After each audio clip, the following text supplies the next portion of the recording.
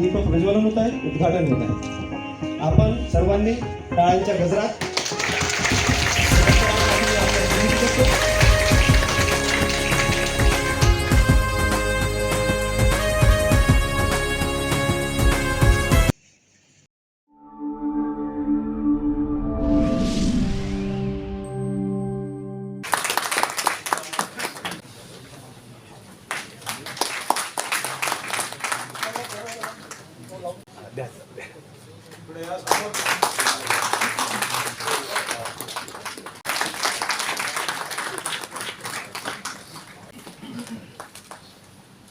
श्री सुशांत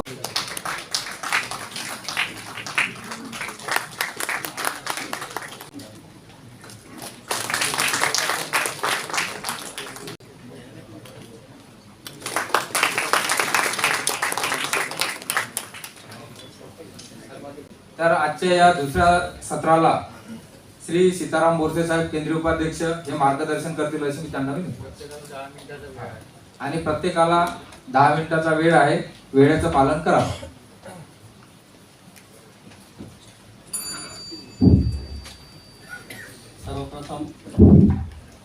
सर्वप्रथम महापुरुषांना वंदन करतो आणि विचार मंचावर उपस्थित सर्व सन्मान्य पदाधिकारी आणि महाराष्ट्राच्या कानाकोपऱ्यातून 48व्या वर्धापन दिनानिमित्त आलेल्या सर्व सभासद पदाधिकारी बंधू आणि भगिनींनो,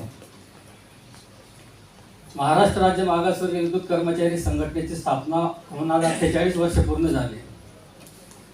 या 48 वर्षामध्ये संघटनेची जी वाटचाल आहे त्या वाटचालीमध्ये ज्या जुन्या लोकांनी योगदान दिलं त्यांचं मी आभार व्यक्त करतो। आम्ही ज्या वेळेस नोकरीला लागलो साधारणतः 1994 साली मी ऑपरेटर म्हणून नियुक्त झालो आणि तेव्हापासून संघटनेचे सभासद झालो। तर त्यावेळची जी परिस्थिती होती, मागासवर्गीय संघटनेचा सभासद सांगितलं तर कोणी उभं करत नव्हतं, परंतु पाटील साहेब असतील, जारोंडे साहेब असतील आणि त्यावेळचे पदाधिकारी असतील, धुळे, नंदुरबार, जळगाववर त्यांचं कायमच वाच असायचं आणि त्याच्यामुळे आम्हाला संघटनेत काम करायची प्रेरणा मिळाली। परंतु बऱ्याच अपवादात्मक घटना नाशिक झोन असेल, जळगाव झोन असेल या झोनमध्ये घडल्या आणि काही प्रमाणात संघटनेची पिछेहाट झाली। परंतु आम्ही कुठल्याही प्रकारे न डगमगता त्या कालावधीमध्ये पाटील साहेबांनी एवढा फॉलोअप घेतला, परंतु संघटनेची वाटचाल कमी होऊ दिली नाही आणि आजपर्यंत आम्ही जे संघटनेत का सक्सेस झालो त्याचं खरं श्रेय म्हणजे केंद्रीय पदाधिकाऱ्यांना दिलं गेलं पाहिजे। अगदी कमी सभासद उपस्थित असतील तरी सर्व केंद्रीय पदाधिकारी त्या कार्यक्रमांना उपस्थित राहायचे आणि आम्हाला मोटिवेट करायचे। ज्या वेळेस साहेब आले त्या वेळेस आधी साहेबांनी सांगितलेलं असायचं की सभासद किती येतील, लोक येतील। आम्हाला शंका यायची की साहेब आले आणि लोक किती येतील। साहेबांनी डायरेक्ट सांगितलेलं असायचं की 20 लोक असतील तरी कार्यक्रम रद्द होणार नाही, कार्यक्रम होईलच। या पद्धतीने काम करत असताना संघटनेमध्ये ज्या अडचणी येतात, स्थानिक पातळीवर जर अडचणी आल्या तर स्थानिक पदाधिकाऱ्यांनी सक्षमपणे उभं राहायला पाहिजे। पण बऱ्याच वेळेस स्थानिक लोकच तिथं आपल्या सभासदांचं खच्चीकरण करत असल्याची गोष्ट खास नमूद करावीशी वाटते।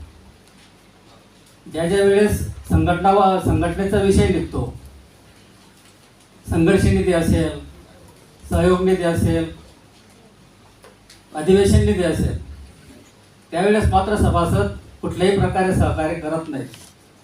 द्यायची वेळ आली तर सहकार्य करायची भावना ही सभासदांमध्ये असली पाहिजे असं मला वाटतं। 48व्या वर्धापन दिनाच्या मी सर्वांना शुभेच्छा देतो आणि इथेच थांबतो। धन्यवाद। यानंतर श्री गौतम रामटेके केंद्रीय उपाध्यक्ष हे आपलं मार्गदर्शन करतील असे मी त्यांना विनंती। संपूर्ण विश्वाला शांतीचा संदेश देणारे तथागत गौतम बुद्ध, तसेच क्रांतीसूर्य राष्ट्रपिता महात्मा ज्योतिबा फुले, आरक्षणाचे जनक राजश्री शाहू महाराज, कामगार चळवळीचे जनक राव बहादूर नारायण मेघाजी लोखंडे आणि माणसाला माणूस म्हणून जगण्याचे अधिकार देणारे महामानव विश्वरत्न डॉक्टर बाबासाहेब आंबेडकर, तसेच बहुजनांच्या उद्धारासाठी ज्या ज्या महामानवांनी स्वतःचे जीवन वाहून घेतले त्या सर्व महामानवांना विनम्र अभिवादन करतो आणि फुले शाहू आंबेडकरी विचार मंचावर उपस्थित सर्व मान्यवर तसेच सर्व केंद्रीय पदाधिकारी, सर्व शाखा पदाधिकारी व सभासद बंधू आणि भगिनी, आज आपण 48व्या वर्धापन दिनानिमित्त आपण इथे जमलेलो आहे. 48 वर्षाचा कालखंड आपण आता मधून पाहिलेला आहे. खूप खडतर असं प्रवास करत स्मृतिशेष माननीय रमेश रंगारी साहेब आणि माननीय JS पाटील साहेब यांच्या संकल्पनेतून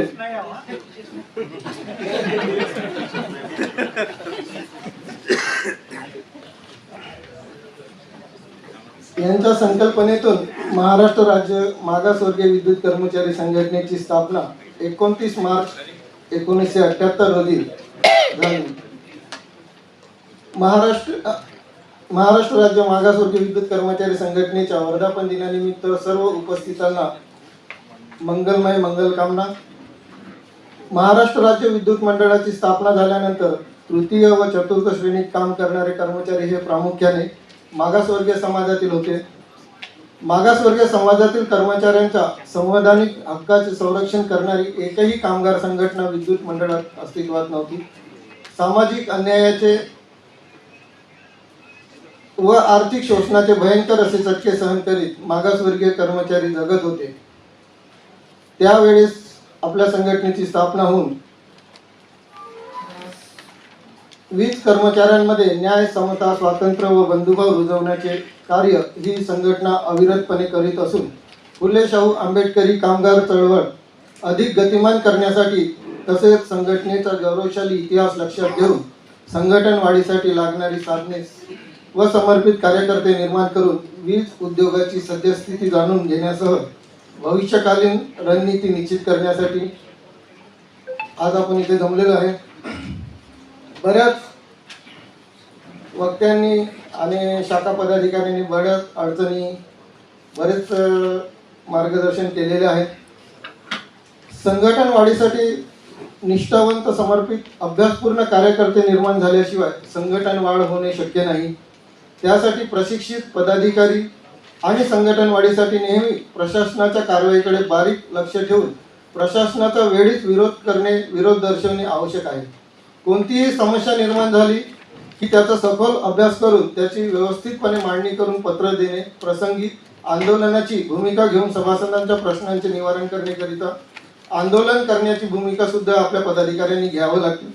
असाच एक प्रसंग मी वाशी झोन अंतर्गत HVDC पडगे येथे सर्कल सचिव असताना सन 2003 मध्ये कोल्हापूर परिमंडळातील सरप्लस झालेले टेक्निशियन 1 हे पडगे मंडळात रिक्त पदावर त्यांची पदस्थापना करण्यात आली होती. त्यावेळेस जर ते पदस्थापना झाली, 4 लोक पहिले जॉईन झाले होते, जर त्याच्यामुळे आपल्या इथे कार्यरत असणारे पडगा सर्कलमध्ये लोक त्यांच्यावर अन्याय होणार होता, तर त्यांच्यामधली जी भूमिका होती की म्हणजे आपल्यावर अन्याय होणार आहे, आपलं प्रमोशन होणार नाही, तर त्यांचे एक त्या अन्यायाला मार्ग देण्यासाठी त्यावेळी तिथे वर्कर फेडरेशनचं खूप मोठं प्रस्थ असताना आपण मागासवर्गीय संघटनेद्वारे एक आंदोलनाची नोटीस दिली आणि त्या आंदोलनाच्या माध्यमातून फक्त 4च लोक तिथे जॉईन झाले आणि पुढे जे 12-13 लोक येणार होते ते त्या आंदोलनाचं फलित आहे. त्याला माननीय JS पाटील साहेब आणि त्यावेळी राज्य उपाध्यक्ष म्हणून अशोक सोनवणे साहेब होते, त्यांनी भरपूर असं सहकार्य केलं आणि ते आंदोलन होणार नाही अशी त्यावेळी पडघ्यामध्ये भूमिका होती. तर आपल्याविषयी असे म्हणजे एवढे विरोधाभास त्यावेळी होता, परंतु आपण आंदोलन सक्सेस करून दाखवलं आणि त्याचाच परिपाक म्हणून संघटन तिथूनच आपण वाढवलं. आणि त्या वाशी झोनमध्ये मी जेव्हा 2011 मध्ये तिथून परळीला जॉईन झालो त्यावेळी आपली 44% मेंबरशिप नोंदल्या गेली होती इतिहासामध्ये. महापारेषणमध्ये ते टॉपचं झोन म्हणून आपण हे केलं होतं. तर त्यावेळेस जर आपण त्याप्रमाणे कार्य केले, समजा की तिथं प्रशिक्षणासाठी मी 2 दिवस प्रशिक्षण द्यायचो, तर त्या प्रशिक्षणामध्ये त्यांच्या अडचणी आपण जाणून घ्यायचो आणि चीफ इंजिनियरकडे ते प्रश्न सारखा आपण फॉलोअप घ्यायचो. त्याचा परिणाम असा झाला की बरेच सभासद आपले म्हणजे वाशी झोनपासून आणि नंतर मग मुख्य पातळीवर, मुख्य कार्यालय पातळीवर सुद्धा माननीय जारोंडे साहेब आणि यांच्या संपर्कातून मी नेहमी त्यांच्याबरोबर जायचो. तर त्याचाच आज मी जे उभं राहून इथं बोलण्याची ताकद आहे ही मागासवर्गीय संघटनेमुळेच आहे. आणि आजही मी केंद्रीय कार्यकारिणीच्या केंद्रीय उपाध्यक्ष पदावर राहून मी आज मॅनेजमेंट समोर स्वतः सुद्धा माननीय खंडारे साहेब यांच्या सोबत जाऊन आज व्यवस्थापकीय संचालक किंवा यांच्याबरोबर बोलण्याची आपली जी ताकद उभी झाली आहे ही संघटनेमुळेच झाली आहे. आणि असं जर आपण काम केलं तरच आपण संघटन वाढू शकते. त्यानंतर मी परळी इथं जॉईन झालो तेव्हा सुद्धा तशीच परिस्थिती होती. तर तिथे सुद्धा माननीय जारोंडे साहेबांनी सांगितलं की तू पद घे. त्यावेळेस मी म्हटलं सर मला बदली पाहिजे आणि मला पद कशाला घ्यायला सांगता. आणि त्यावेळेस तिथल्या लोकांचा एवढा विरोध होता की पण त्यांनी जारोंडे साहेबांनी त्यावेळेस सांगितलं की त्याला पद द्या. आणि त्यावेळेस ते 150ची मेंबरशिप होती. जेव्हा मी तिथून निघालो तेव्हा 350 मेंबरशिप करून मी तिथून चंद्रपूरला जॉईन झालो होतो.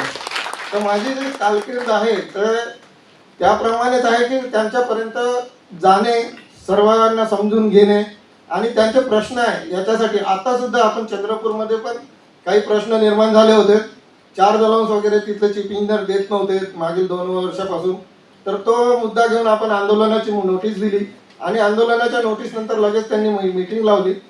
आणि मीटिंग लावल्यानंतर तो 4 दलांचा मुद्दा निघाला. काही प्रश्न अजून त्याच्यासोबत होते.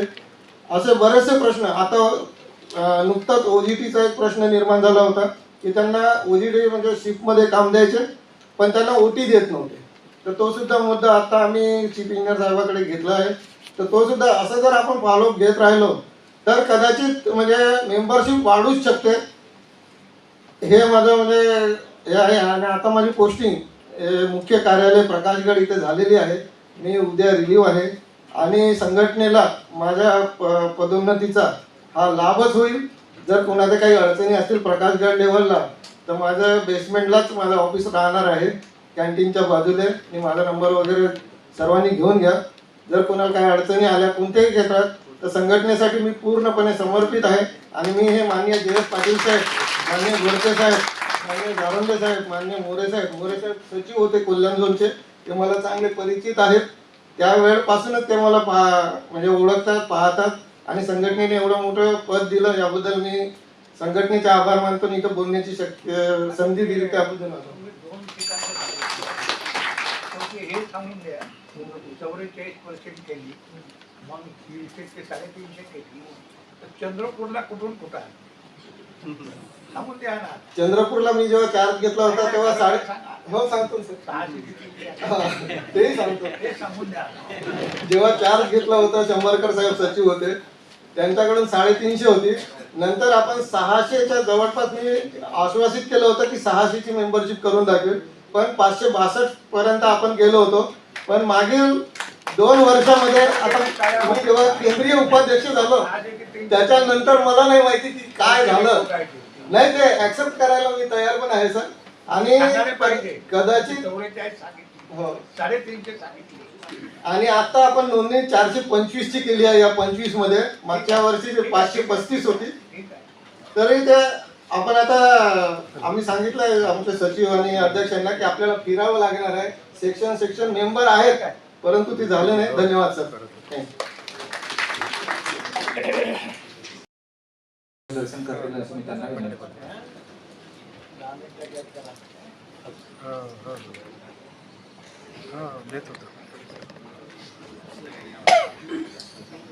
सर्वप्रथम महापुरुषांच्या विचारांना अभिवादन करतो.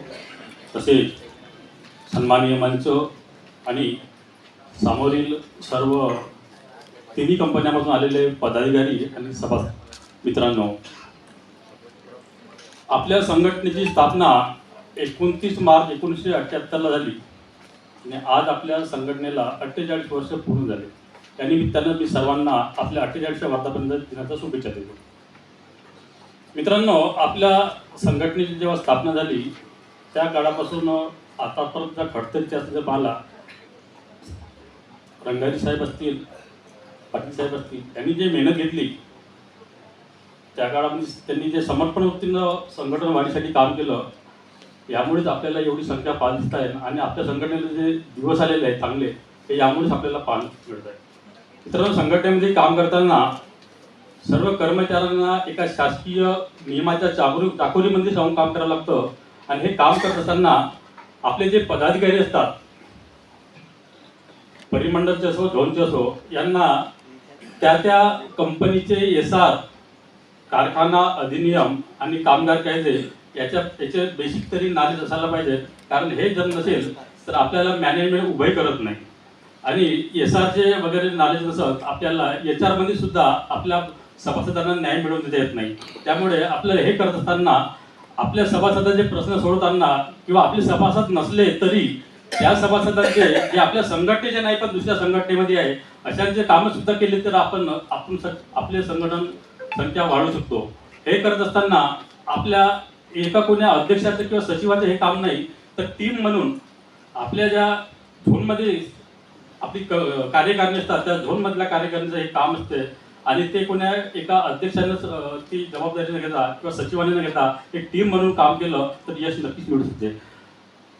मित्रांनो, SC ST OBC आपण म्हणतो, पण आपल्या SC ST OBC म्हणा या कॅटेगरीचे लोक अदर संघटनेमध्ये जे काम करतात, जे बाकी संघटना आपल्या विरोधामध्ये काम करते, आरक्षणाच्या विरोधात काम करते, अशा लोकांना आपण जर आपल्या संघटनेची विचारधारा समजून सांगितली तर खरोखरच काही लोकांना असे असतात, काही डायरेक्ट जॉईन झालेले असतात किंवा ज्यांना संघटना काय असते हे माहीतच नसतं, असे जेव्हा सभासद असतात हे डायरेक्ट जॉईन झालेले असतात आणि त्यांना कोणती संघटना चांगली, कोणती संघटना आपल्यासाठी काम करते हे माहीत नसतं. आपण जेव्हा आपले विचारधारा समजून सांगू, आणि अनुभव असा आहे का 1-2 वेळेस कोणीच कन्वे होत नाही.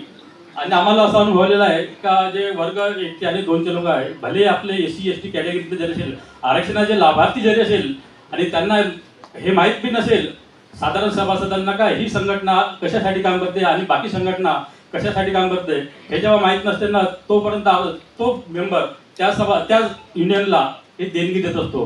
परंतु आपलं कर्तव्य असतं का SC ST OBC मायनॉरिटीचे जे लोक आहेत त्यांना आपली विचारधारा समजून सांगणे. एक वेळ नाही, 2 वेळ नाही, 3 वेळ नाही, मान मिळो, सन्मान मिळो, अपमान हो, परंतु आपलं कर्तव्य आहे का त्यांना या विचारधारेसाठी प्रवृत्त करणं. मित्रांनो, आपण झोन व परिमंडळात काम करत असताना आपल्या रेकॉर्ड सुद्धा ठेवणं महत्वाचं आहे.